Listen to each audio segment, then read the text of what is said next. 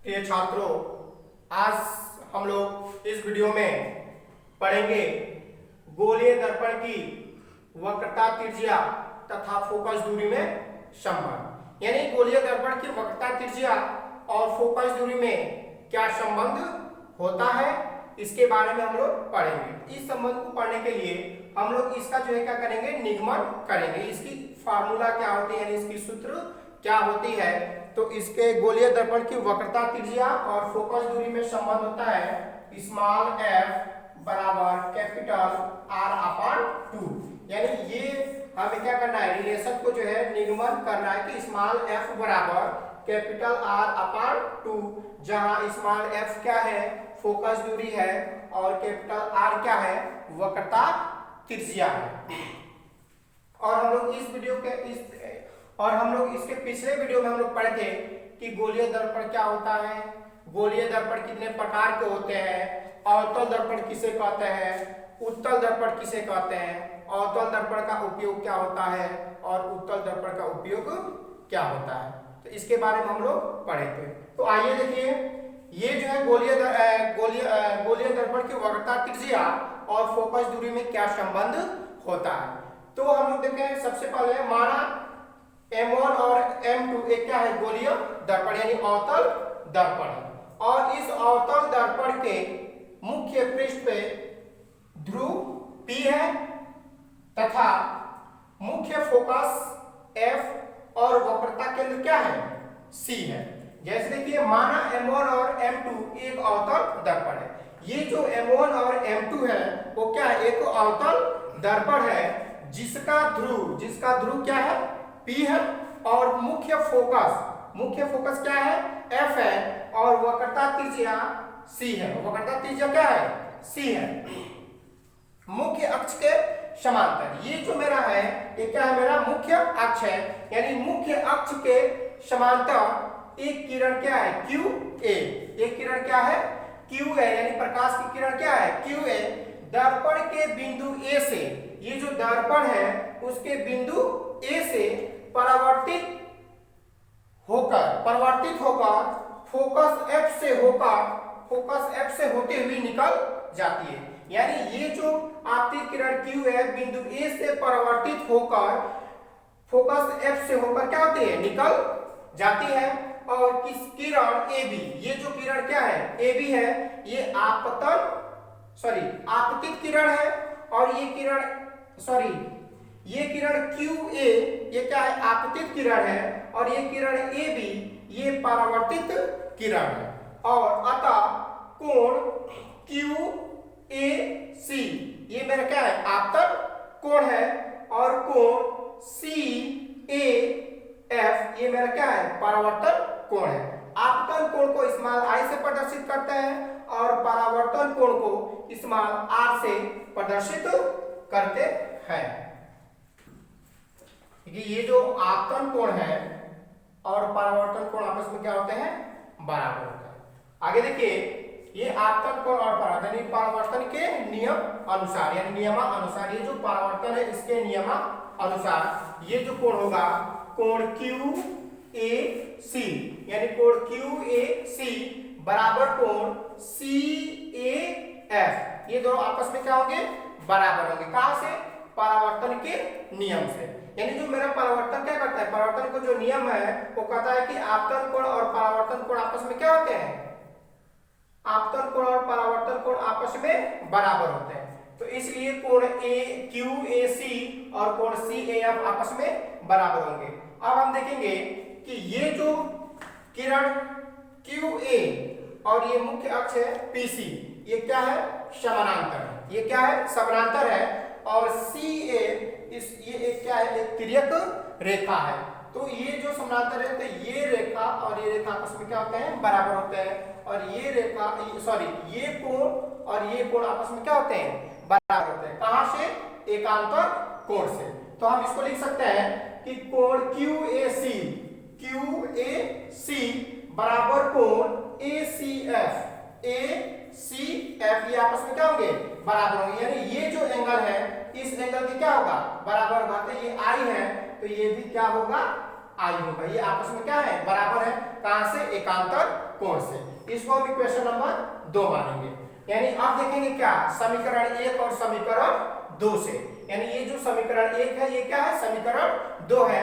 तो इसमें हम देख रहे हैं समीकरण 1 और समीकरण 2 में, यानी दो समीकरण है जिसमें लेफ्ट हैंड साइड क्या है, इक्वल है, तो राइट हैंड साइड भी क्या होता है, इक्वल होता है। यानी दो इक्वेशन लेते हैं, अगर उसमें क्या है, एक लेफ्ट हैंड, दोनों इक्वेशनों का लेफ्ट हैंड साइड इक्वल होगा तो राइट हैंड साइड भी इक्वल होगा, अगर राइट हैंड साइड इक्वल है तो लेफ्ट हैंड साइड भी क्या होगा, इक्वल होगा।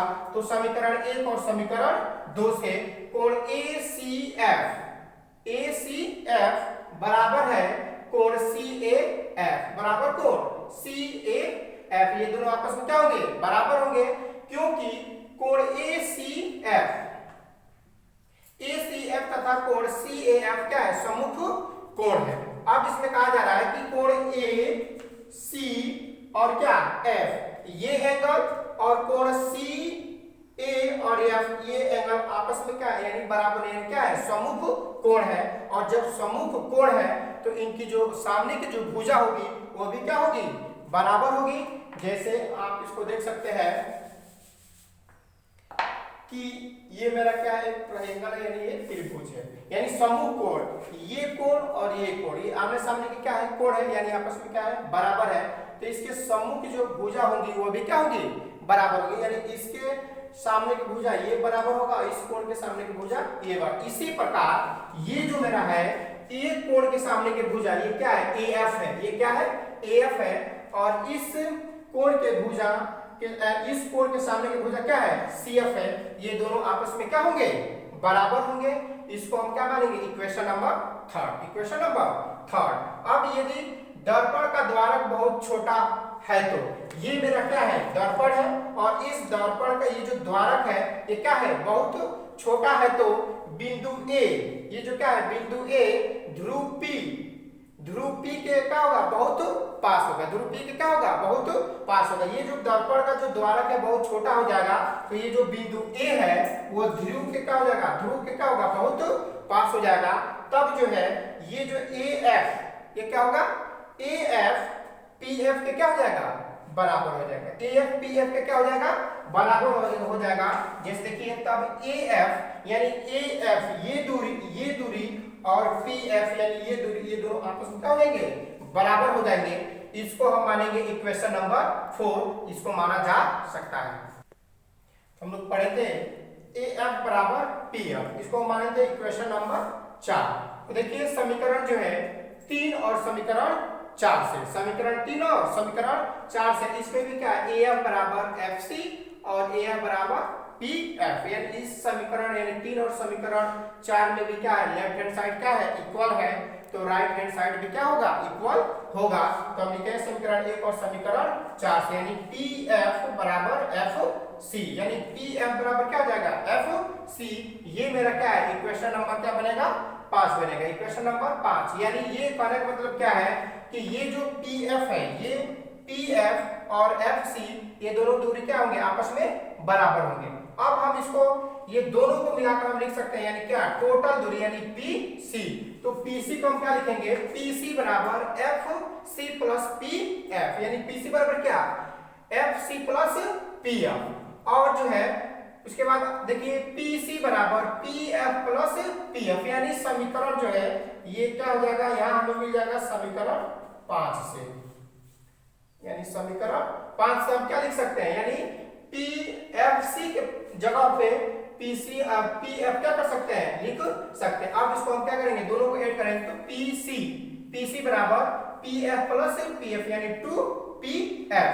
अब जो है PF हमें क्या करना है, ज्ञात करना है, यही मेरा क्या है, PF जो है फोकस दूरी है, ये मेरा PF क्या है, फोकस दूरी है, और इसको हम स्मॉल f से रिप्रेजेंट करते हैं, और ध्रुव से और वक्रता केंद्र के बीच की दूरी जो क्या होती है, r होती है, जिसे हम वक्रता त्रिज्या कहते हैं। तो ये मेरा क्या हो गया, 2PF। तो PF बराबर PC बटा 2, PF बराबर PC बटा 2, जहां PC बराबर r यानी वक्रता ये क्या है, त्रिज्या है, वक्रता त्रिज्या को कैपिटल R से रिप्रेजेंट करते हैं, और PF क्या है, फोकस दूरी है, और फोकस दूरी को स्मॉल r से हम क्या करें, रिप्रेजेंट करते हैं। तो अतः हम लिख सकते हैं कि स्मॉल f बराबर r/2, स्मॉल f बराबर r/2, यानी जो क्या है किसी गोलीय दर्पण की वक्रता त्रिज्या फोकस दूरी की क्या होती है, आधी होती है। यानी किसी गोलीय दर्पण की जो वक्रता त्रिज्या होती है फोकस दूरी की क्या होती है, आधी होती है।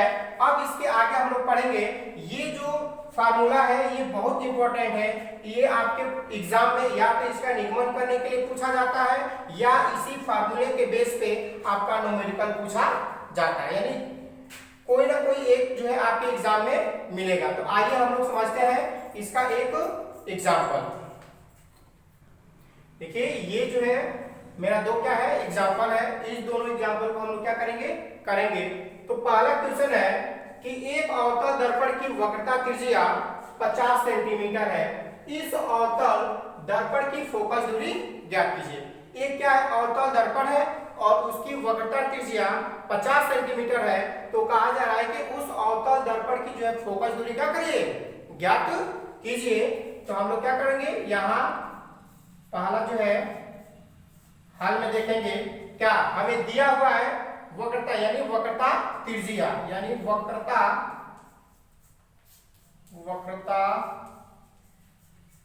त्रिज्या यानी r बराबर कितना दिया है, 50 सेंटीमीटर। हमें ज्ञात क्या करना है, फोकस दूरी यानी स्मॉल f हमें क्या करना है, ज्ञात करना है। तो हम जानते हैं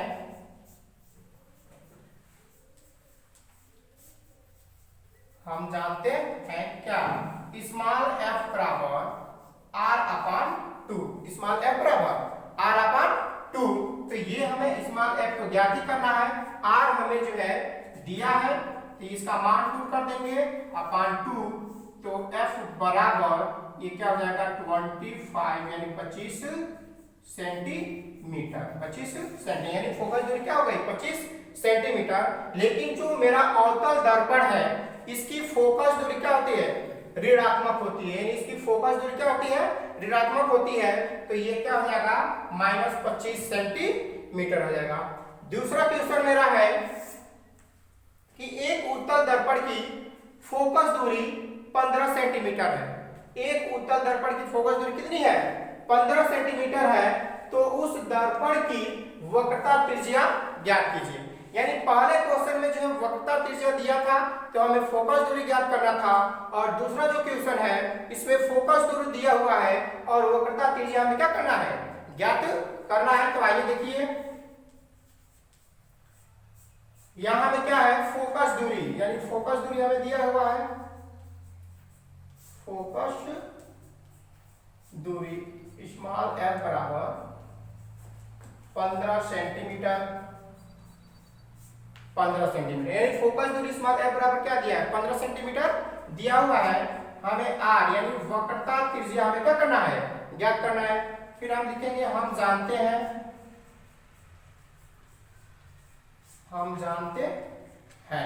क्या जानते हैं, formula small f equal to r/2, r/2। तो देखिए हमें फोकस दूरी दिया हुआ है, हमें क्या करना है, वक्रता त्रिज्या ज्ञात करना है। यानी फोकस दूरी तो इसको हम लिख सकते हैं ऐसे 2f equal to r, 2f equal to r। ये 2 रहेगा और फोकस ये जो है मेरा दिया है 15 सेंटीमीटर बराबर r, ये क्या जाएगा 30 बराबर r। तो हम लिख सकते हैं कि r बराबर 30 सेंटीमीटर, r बराबर 30 सेंटीमीटर। ये आपका जो है इसी टाइप का जो है क्या किया जाएगा, क्वेश्चन पूछा जाएगा आपके एग्जाम में। यानी आपसे ये पूछा जाएगा वक्रता त्रिज्या दिया रहेगा तो फोकस दूरी निकालिए, और फोकस दूरी अगर दिया रहेगा तो वक्रता त्रिज्या निकालिए। यही सब चीजें हैं। हम आशा करते हैं कि ये जो चीज आपको पढ़ाया गया आपको समझ में आया होगा। और आज के लिए इतना ही, फिर मिलते हैं अगले वीडियो में।